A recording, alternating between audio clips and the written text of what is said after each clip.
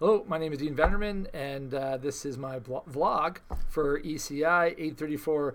And I'm very lucky to be talking to my neighbor and co-conspirator here at Archbishop Emerson Catholic High School, Madame Heather Kalenchuk, who actually teaches an online class. So thought it might be interesting in this vlog to ask her a few questions and get a sense of what it means to set up an online class, and that from her experience. So Heather, thanks for joining me today. Yeah, thanks for having me. All right. So the first question is, in your opinion, what are the most important things to consider when setting up an online or blended class?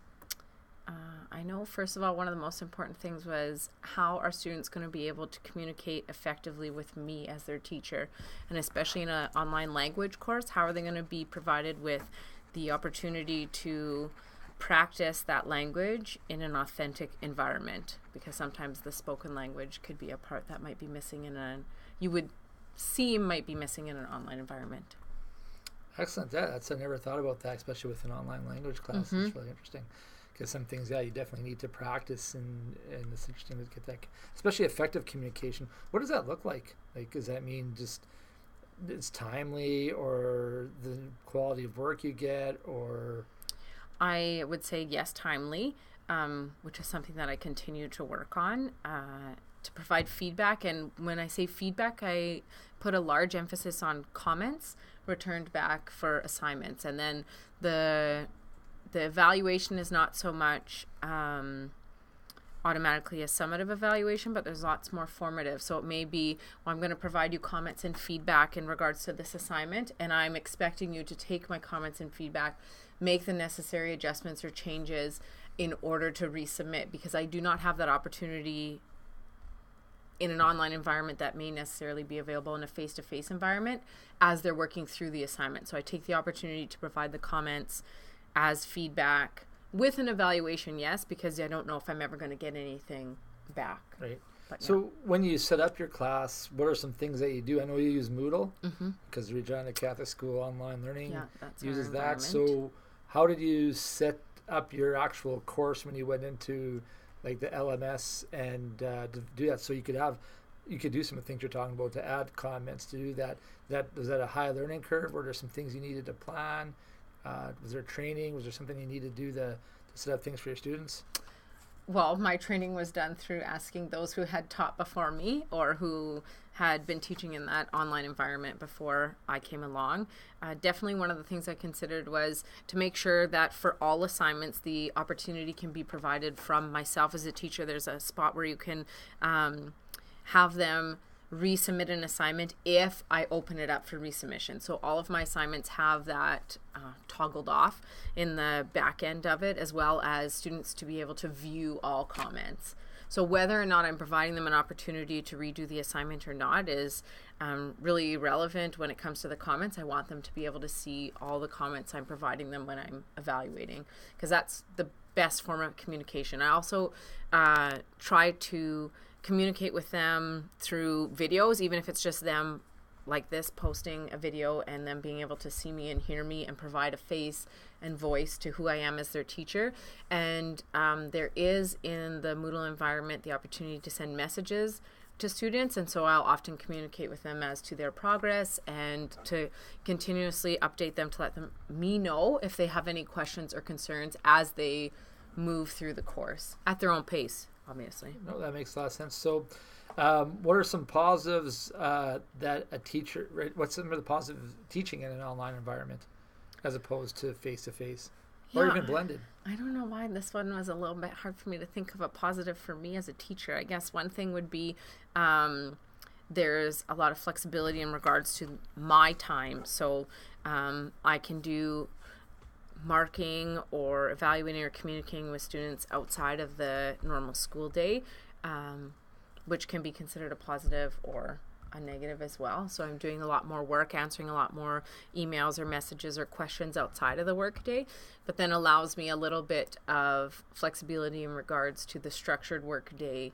and like the face-to-face time that I have. Makes sense. And how about for the students? What do you think the positive for them are? I think, well, that's where I think the biggest benefit is for the students. So first of all, they can do it on their own time. It's not a standard structured time. I know I've had lots of students who have had enrolled in an online course with medical conditions, with maybe just needing more time to do assignments, maybe needing more time to submit work based on their extracurricular commitments. And so they may have, based on a season schedule, more time in certain months to submit assignments than in others. So I think for the students, it's a huge flexibility. Things are open 24 hours a day. They can work when they have the opportunity to work. I've also had students who have had full-time jobs and are completing courses outside of the regular school day. So for them, I think the flexibility is by far the most positive aspect of learning online. How about negatives? Like, what, for a teacher, in your experience, what has been some of the negatives of using an online system? Some of the negatives is the unknown in regards to the communication that I'm putting out there, and then not knowing or not receiving communication in return. Right? In a face-to-face environment, if you're having a conversation with them, I know, yes, they can choose not to respond, but at least you have that physical contact, whereas there's not the physical contact. So even if I've sent videos or messages or emails, sometimes the student chooses not to respond. And so then there's a break in the communication. That makes sense. And then, so how about for a student, what's some of the negatives you've seen for them? I think time management would be, yes, it's very flexible, but sometimes it can sneak up or get away from us if we haven't structured in time to work towards the course, or if things come up. And when you do not have to attend at a particular time during the day, sometimes the online environment can be overwhelming if you fall a little bit behind. Excellent. So we kind of touched on it before, but how do you consider using Moodle? Do you think, is it user-friendly, or what are some of the pros and cons of using Moodle? I think overall it's very user-friendly. I think it can be most user-friendly if the teacher knows how to use the environment effectively. So I can be honest in saying that it's only my second time through teaching an online course in the Moodle environment, and I already know that some of the things I have learned in the first 2 semesters teaching online have definitely improved the way in which I set up and render my course for this upcoming semester, or courses rather. So as you're going through it as a teacher, you're learning, like, I didn't originally know that not all of the comments could be seen by students unless I make all of the comments visible. So I had to have a student say, well, I didn't see any of your comments.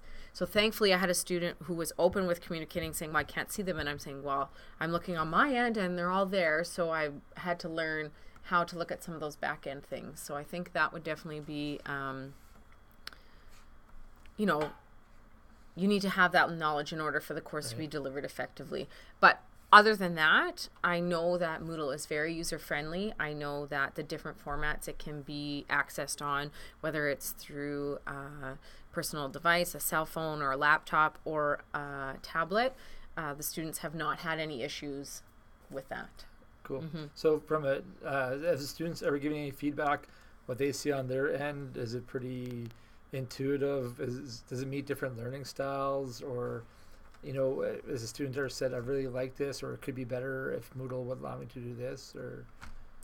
No, but just having worked with different courses, I know that there are many add-ons or things you can embed within Moodle that make it much more engaging for the student. Yeah, and more accessible to students of different learning styles. So I even admittedly have some classes that I feel are much more engaging for students with different learning styles than others, just as I'm learning and developing the course.